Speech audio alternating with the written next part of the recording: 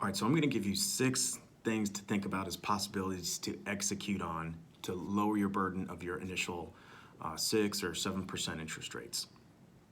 All right, so number one, really what you got to think about is that you're really not so much fighting rates, you're fighting payments, okay? Rates are only a part of the payments, and you want to think long run here, okay? So if you're buying in the median area price range in the DC metro market, you're talking about your maybe 250 to 600, 650, 700K price range. Home prices are staying up for the most part. They're staying strong. Can't really say that about the rest of the country, but think about what'll happen when rates come back down, closer to 5%, maybe into the 4s. The home prices are then going to rise again at a healthy level like they're used to. Okay, I got a whole video on this. It's the 7% video.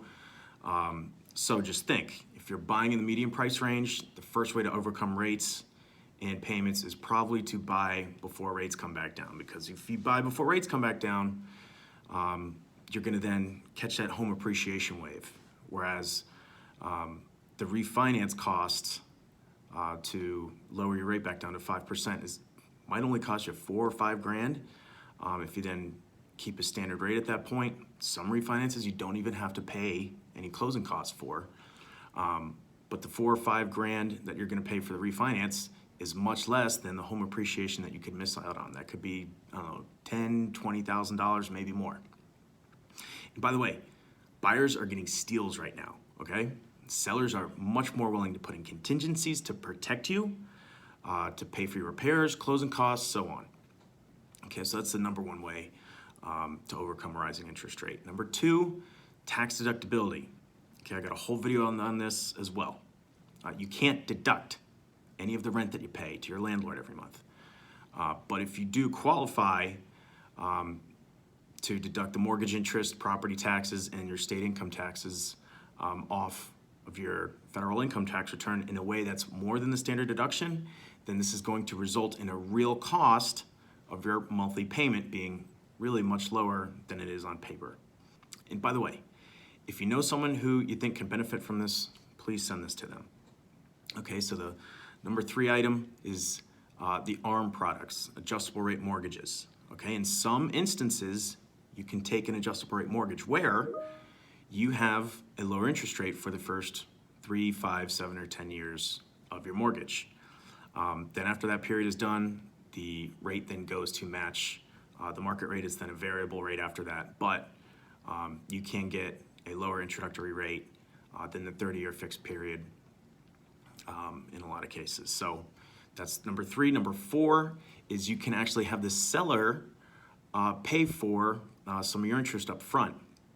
It can give you money to have you lower your interest rate for the first year or even the first 2 years, which can bring down the payments by a whole lot of money, hundreds of dollars in most of the scenarios we're seeing for that right now. So ask me about that if you want to see more about it. The number 5 thing you can do is you can pay for points, where you pay for more closing costs to then reduce your interest rate. I'm not a big recommender of that right now. I got a little video on that, but usually you have to be in the loan for a long time, 2, 3, 4, 5, 6 years sometimes for that upfront payment to then be cost effective on the monthly payment decrease. Okay.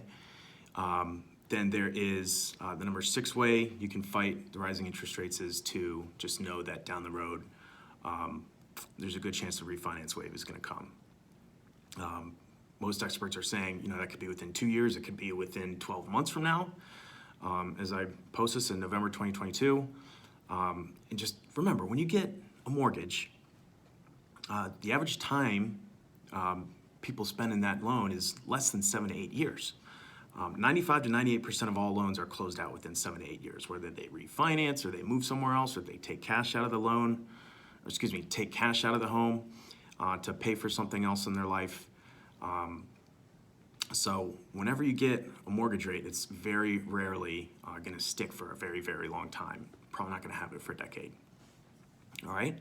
And then, if there's those of you out there that think that maybe you want to save up for a larger down payment to reduce your interest rate, just remember that in a lot of cases, probably most cases, the rate is the same on a 5% down loan as it is for a 20% down loan. Okay, and the 3% down payment interest rates are not that far off either. Okay, PMI is temporary, but missing out on the home appreciation by waiting to buy a house is forever. Okay, the PMI is so cheap right now compared to the past. I got a whole video out explaining that as well.